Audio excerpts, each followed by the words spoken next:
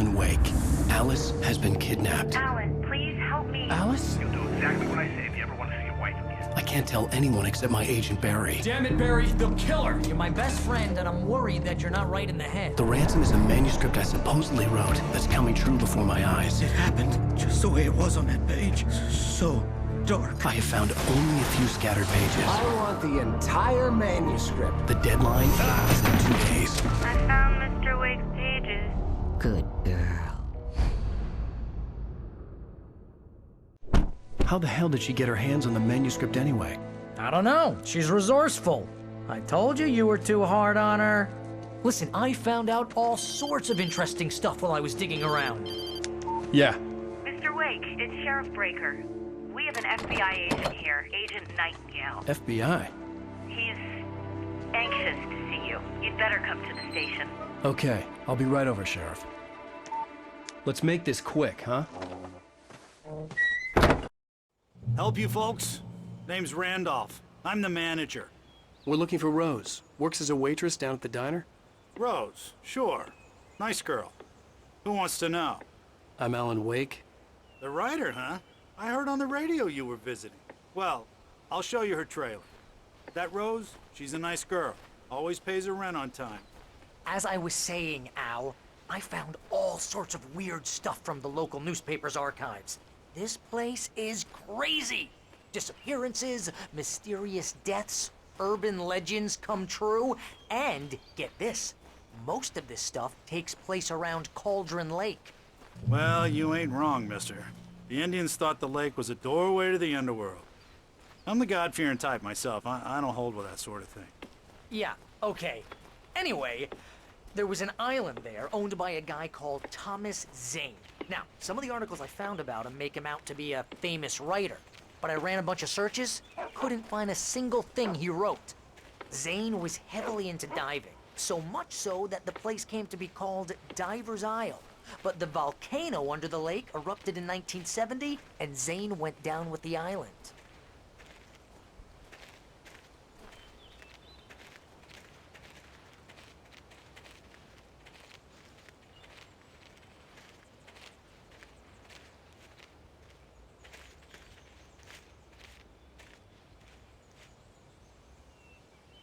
It gets better. A local girl, Barbara Jagger, drowned in Cauldron Lake just a week earlier. They were lovers. Sure, Jagger's a local spook store. The Scratchin' Hag. Comes for you in the dark. Childish stuff like that. Anyway, Al, I'm just getting to the best part. All of the articles about this stuff were written by Cynthia Weaver. I asked around, and she's that crazy bag lady you met. What, the lamp lady? She can be a little loopy, but she's not homeless or anything. Yeah, anyway, she knew both Jagger and Zane before they both died, and she had some kind of a breakdown.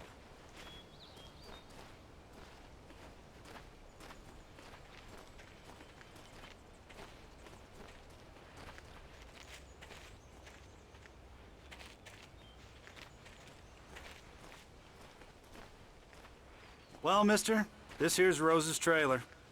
You mind me asking what you want with her? We're just here to talk to her, pal.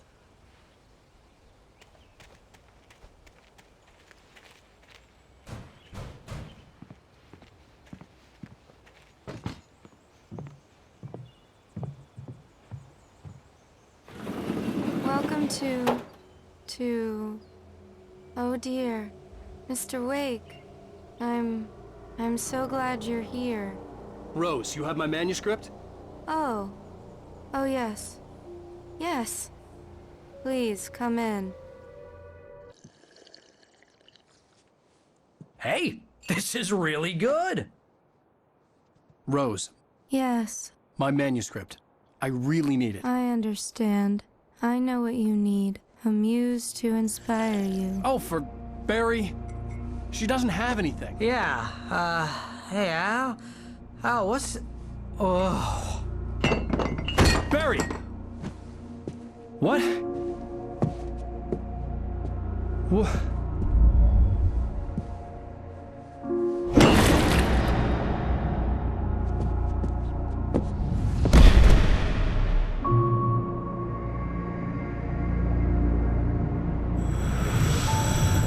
It's coming for you, hiding in my barber's skin. I'm too weak to stop it. You must turn the lights on. I promised I'd come visit you and your lovely wife. You must finish what you started. I insist. You must turn the lights on. Turn the light on. Back to work, boy.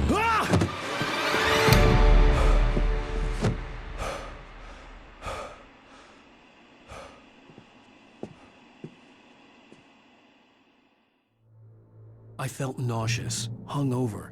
Only anger kept me going. I can't tell reality from dream anymore, but it seems I have an imaginary editor to help me.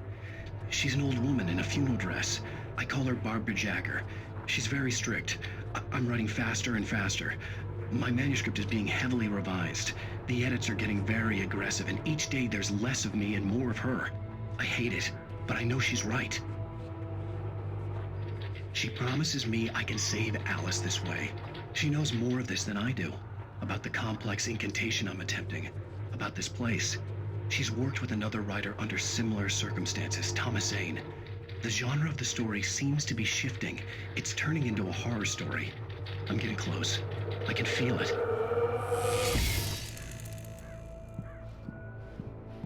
Rose took a day from me. I had less than 12 hours left to meet the kidnapper. All I could do was get Barry into the car, work something out once I got on the road.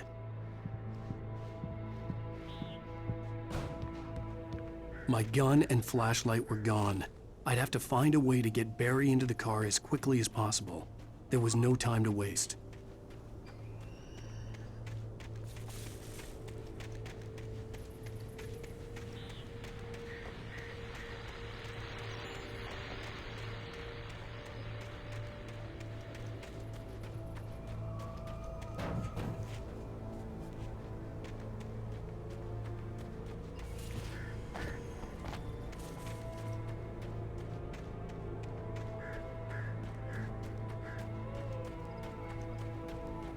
Oh, you're gonna get it now.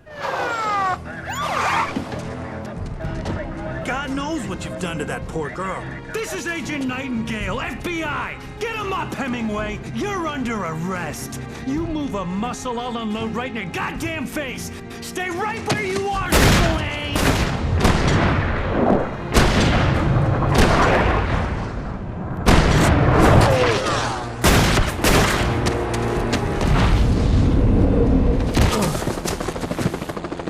What are? I'm standing right here, you goddamn maniac!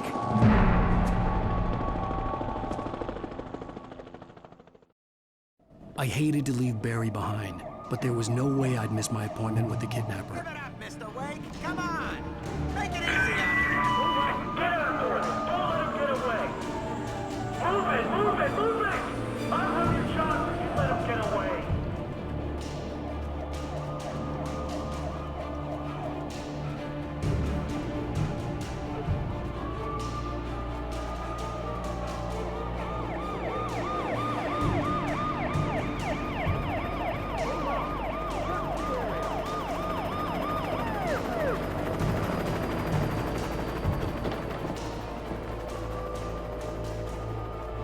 Stop running! There he goes!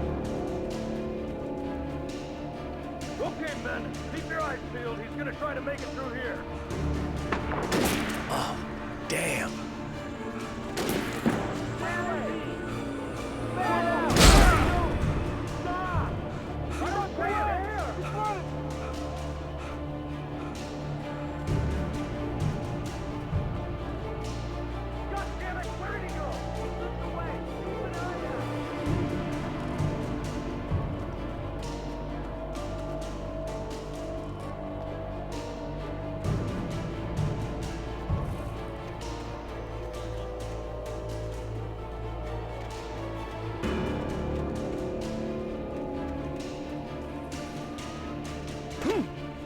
He's gone!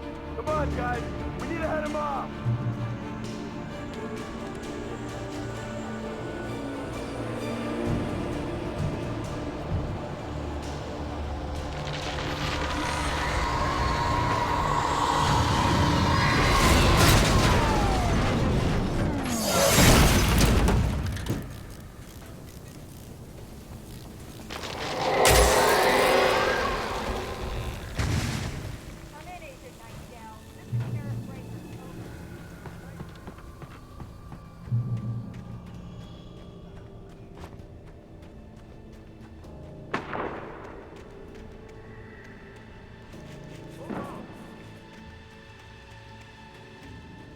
the area.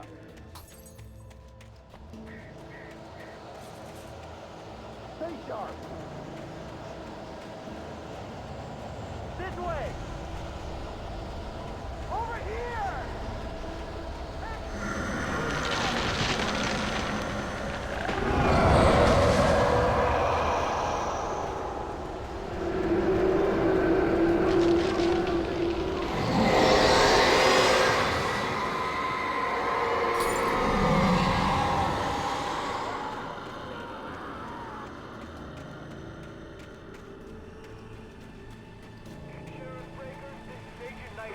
This horror was everywhere I went, circling me. The cops didn't stand a chance. They were after a writer, not a monster.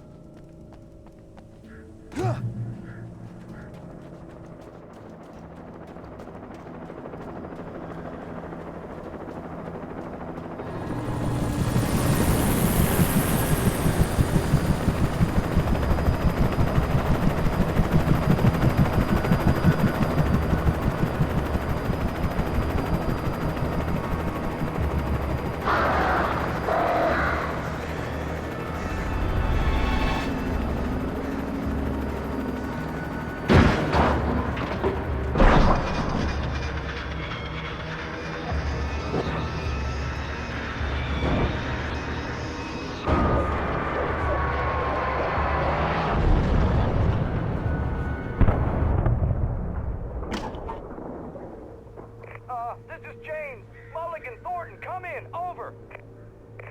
Thornton here.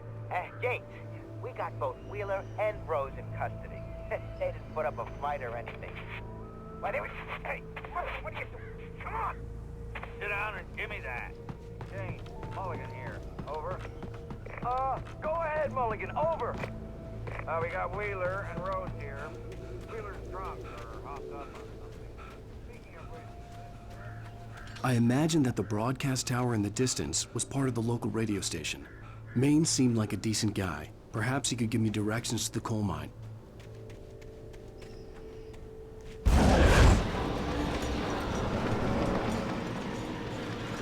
Unnatural shadows clung to the gate. The darkness that was after me was trying to stop me. I wouldn't get through without a light.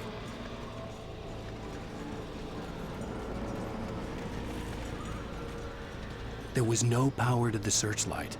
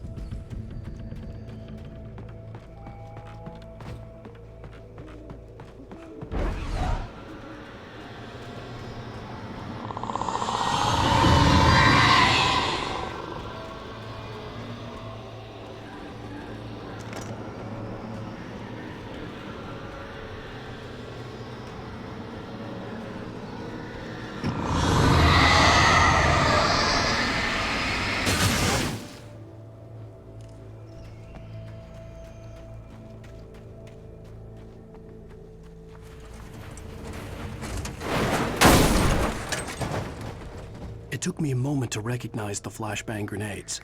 They were an ideal weapon for my situation. Team 1, come in. Over.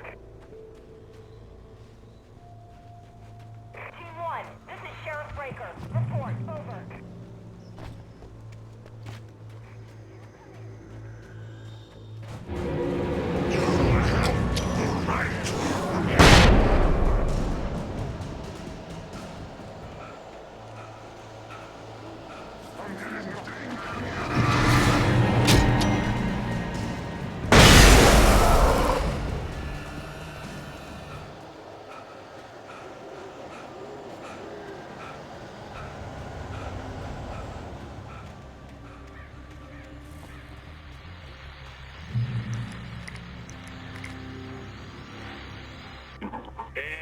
another call. You're on KBF-FM with Pat Maine. It's Milt Peabody, Pat. What's on your mind, Milt? Well, I live near the trailer park, Pat, and there's a big ruckus going on over there. Well, that's just up the road from me, too. What's going on, do you know? I don't know, but there's a bunch of police cars there, lots of sirens, a helicopter buzzing around, and I think I heard some gunshots. Gunshots? Yes, sir, like from a pistol. So can you find out what's going on? Because it's just next door and they're popping off guns there. They're still shooting? No, it was maybe 10, 15 minutes ago. It sounds serious, Pat. I'm telling you, it don't sound like no party. Well, I'm certainly going to give the station a call, Milt. Okay. You'll hear it here as soon as I hear from them. Okay, thanks.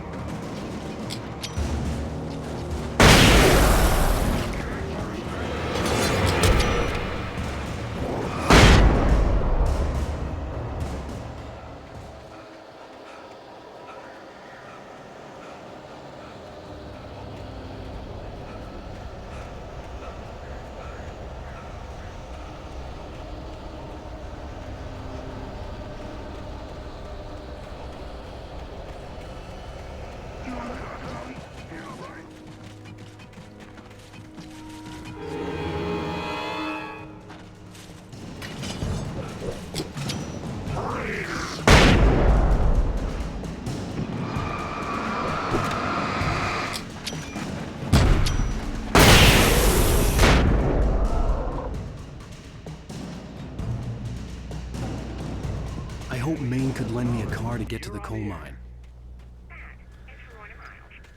Oh, why, hello, Lorna. What do you have for us? Well, I just don't see why it's got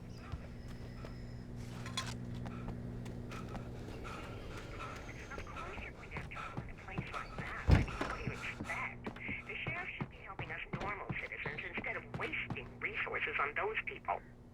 Well... Let the trash sort themselves out. I'm sorry, but my granddaddy settled in Bright Falls in 1911. Well, thank you very much for that compassionate viewpoint, Lorna.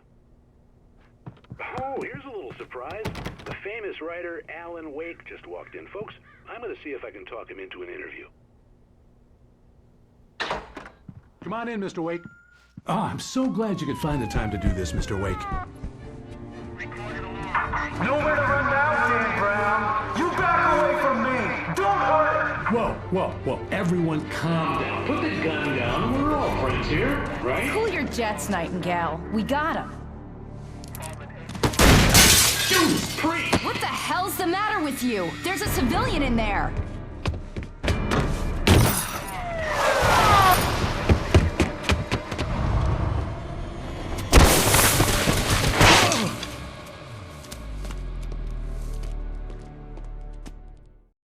I'll get you yet, even if it kills me. You hear me? You hear me, H.P. Lovecraft? I had fallen off so many cliffs it was ridiculous. That's what you get for naming a book The Sudden Stop. It was probably good I hadn't had the chance to tell Maine where I was going. I'd have to lose the cops and find my own way to the mine.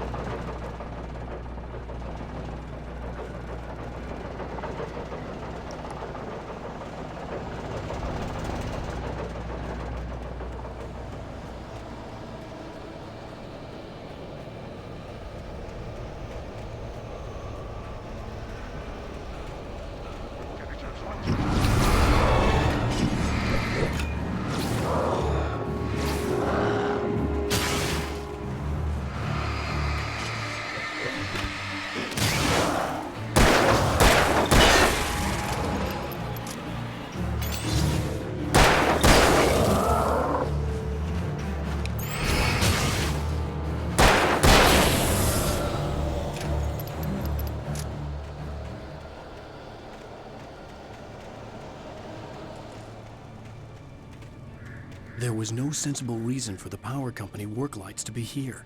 It was almost as if they'd been left for someone like me to use.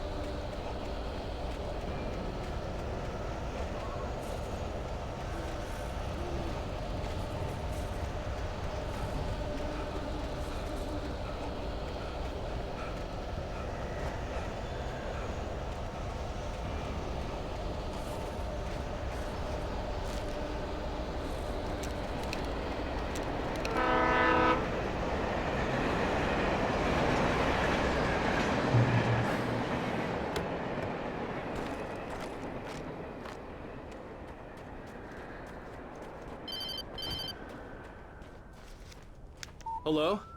The most stubborn man I've ever met. Alice? Alice? Alan, I'm so afraid. It keeps me in the dark. Please help me.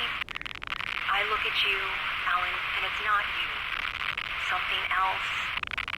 Looking out from behind your eyes. Alice, I'm here. I'm so alone here. It's all gonna go to hell. You need to be careful. Cooperate. The connection had been terrible, but that wasn't the only thing that hadn't been right with the call. She sounded wrong somehow, but she had called me. I could see a railway bridge up ahead, and a warehouse of some sort on the opposite shore. I hoped I could find a car from there.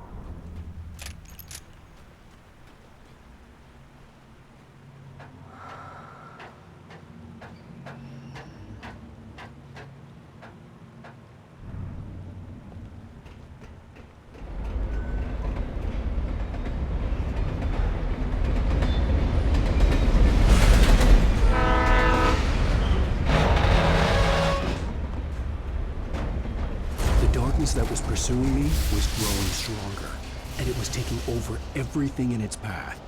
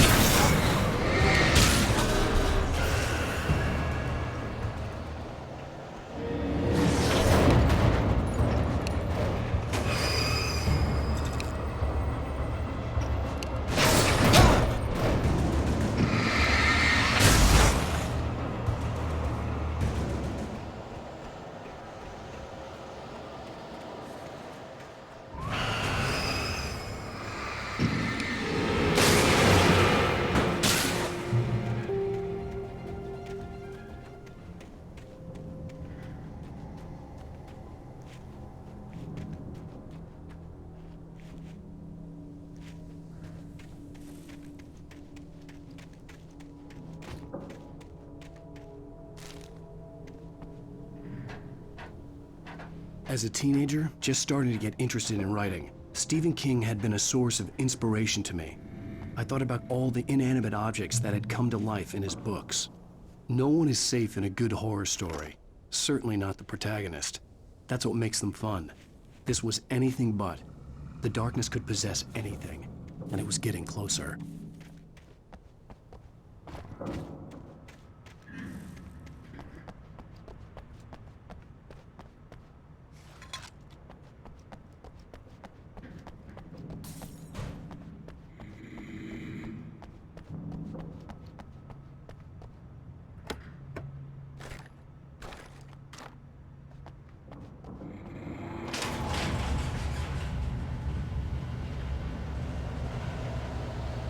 did you call 911?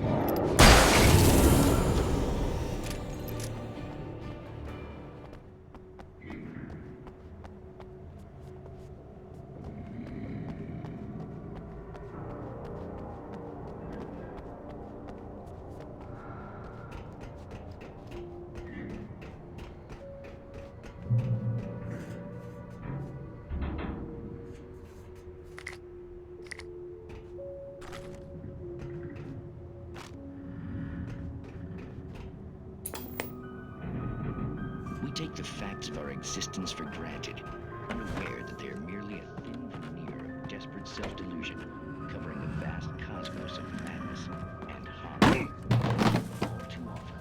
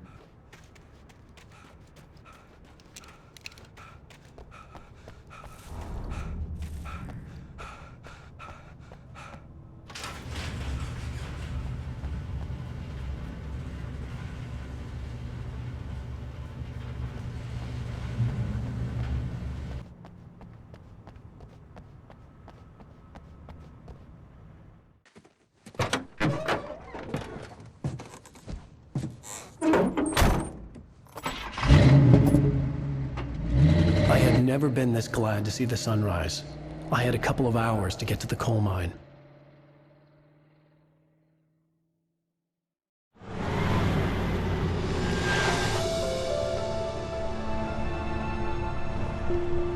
The coal mine wasn't far now.